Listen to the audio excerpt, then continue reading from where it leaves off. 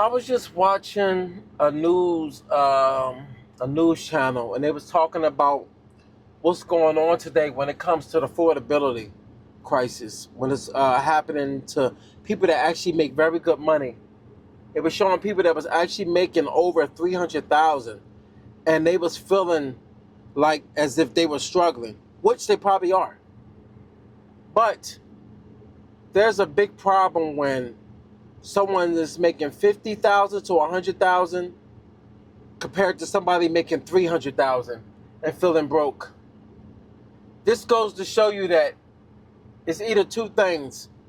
People got high spending habits, or what was told to you before in life about when you're making money, how much you can afford when you're making a certain income is true, which is most likely false.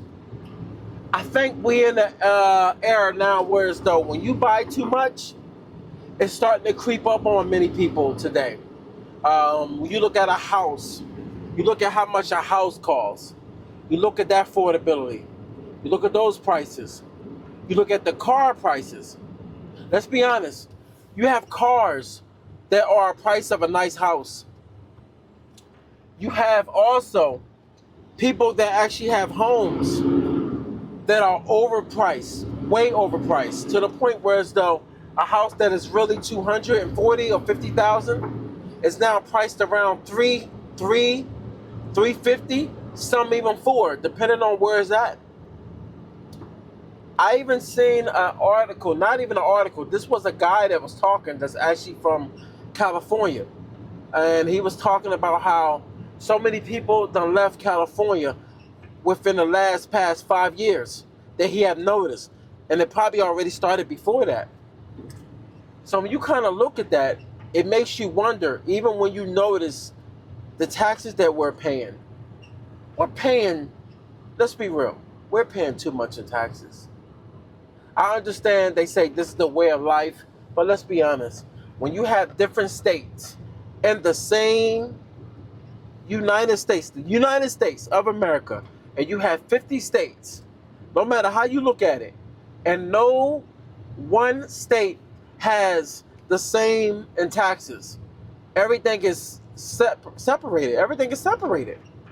So when you look at everything that's separated, you got people trying to pick and choose if they're going to stay in New York, if they're going to move down south.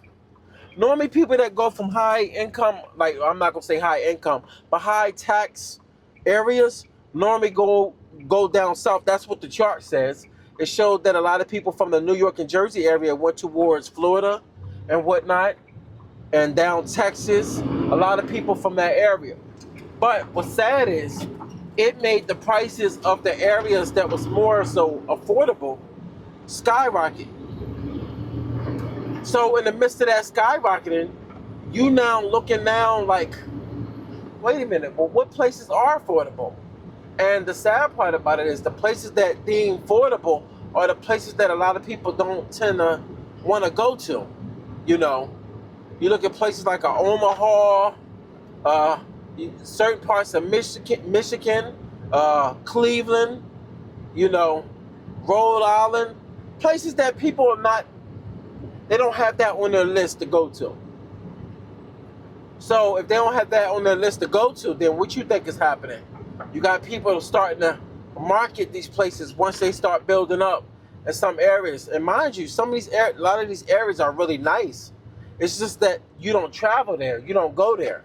But let it be told, truth be told, should I say, a lot of these places are nice. Like I didn't know how nice Washington was. So I had a relative show me pictures and was like, yo, Washington is really dope. So when you kind of look at that, it makes you wonder, like, what is actually going on? Are they trying to restructure all the areas that are like money-making areas that tend to actually make you say to yourself, well, this is not affordable for you no more. It used to be. So now what we want is we want people to move out. And that's what it seems to be doing, because when you look at, like, I'm in Jersey, and Jersey is not far from New York. When I'm talking about far from New York, I'm talking about affordability. It is high here. So this is the crazy thing. I'm in Hoboken, And anyone knows Hoboken, Elizabeth area, and all those areas, those are nice areas. I love going there. Matter of fact, I'll be up in New York this weekend. And I'm not far. It doesn't take me long to get there. So it's a short ride. But it's the thing, I don't live right there. I'm not far from there, but I'm in Jersey. But this is the crazy part. When you go over that bridge in New York, the Lincoln, the whatever tunnel that you decide to go over, once you go into Jersey, you're basically damn near still in New York. And the reason why I say that is because they're charging you New York prices because majority of the people, I'm not going to say majority, a lot of the people normally are commuting to New York or back to Jersey. And they make that price damn near similar to as if you're living in New York because you still have the view. You still have the ocean view. You have the view of the water. You have the view of the sky, the skyscrapers and the nice buildings. It's pretty on scenery. But this all comes down to affordability. All these places, these high rises are all beautiful. At the end of the day, no matter how you look at it, it's accommodation for you. If you decide that you want to go down that rabbit hole and spend damn near almost close to $1 million, some of them way more than $1 million plus. And you say to yourself, you want to be comfortable, but we're starting to see, even in the numbers that they show, you have more millionaires than left New York than a little bit. And the reason why is because it's a high tax area. They said that a lot of apartments that are bought are unused, even though they're bought up by high earners, but they don't live in New York, which lets you know right then and there. They're using it either for tax write-off because they're not paying taxes in New York. New York is a getaway. Begs the difference. But it does make you wonder why we have to do so much in order to keep our money. And it's sad because when you look at how much you have to do today in order to keep your money, it's sad because you really can't really understand why we have to go do certain things or take certain measures in order to keep our money. It's sad. You even have football players that actually try to change up their contracts and say, pay me in my LLC. And they're like, no. Reason why is because the ones that are the owners get the tax incentives, which are the billionaires. But the ones that are the players, which are millionaires, which I understand, they're the ones that's getting penalized because I don't know if you know or not, they get taxed in each state that they play a ball game in. And that's the ball players, basketball. And so when you think about that, you're getting taxed in every state, which means one thing. You're getting, I don't want to say violated. I'm going to just say you're getting bent over backwards from each and every way. So when you look at the affordability and having an understanding of why people are having a hard time keeping their money, even if they do got money, taxes is killing the rich.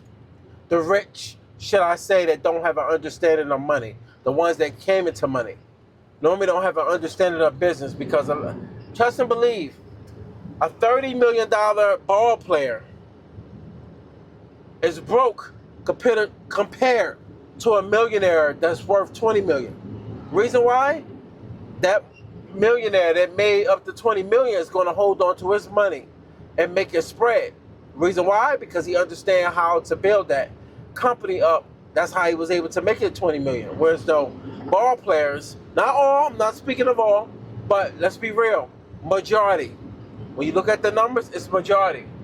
They're normally effing money off, spending, going shopping, buying up the bar, doing all type of reckless things. And the reason why, because they came in as kids, became millionaires due to their achievements, through their abilities to be able to play ball, football, whatever they playing.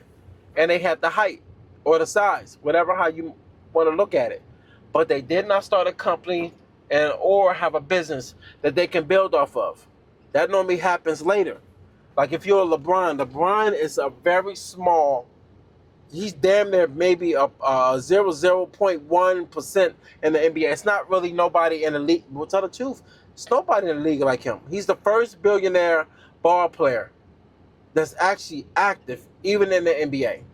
And it's never been a billionaire ball player in the NBA, unless they came out the NBA, which I think is Michael Jordan, but he's retired. So when you look at that, it makes you sit back and wonder, how is it that people going to be able to survive out here? And my answer is, who knows? I think we all out here trying to figure it out. You know? So look, hold your head up, do your thing, and look, try to find as many avenues as you can to make as much money as you can, but also be smart with it. All right?